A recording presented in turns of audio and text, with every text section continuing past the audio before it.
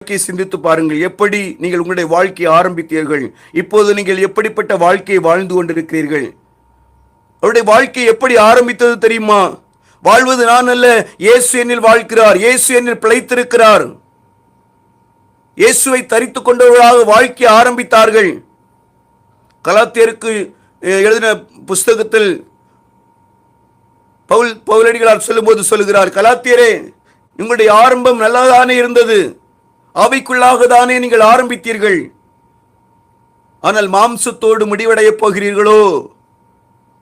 மாம்சத்தோடு முடிவடைய போகிறீர்களோ? ஆவியினால்தானே நீங்கள் ஆரம்பித்தீர்கள். உங்களுடைய ஆரம்பம் நன்றாக தானே இருந்தது. எனக்கு அன்பான தேவனுடைய பிள்ளையே, உன்னுடைய ஆரம்பமும் நன்றாக தானே இருந்தது. தேவனுடைய குமாரனாக, தேவனுடைய பிள்ளையாக, தெரிந்து கொள்ளப்பட்டவனாக தானே உன்னுடைய வாழ்க்கையை ஆரம்பித்தாய். ஆனால் இன்றைய நாளில் எந்த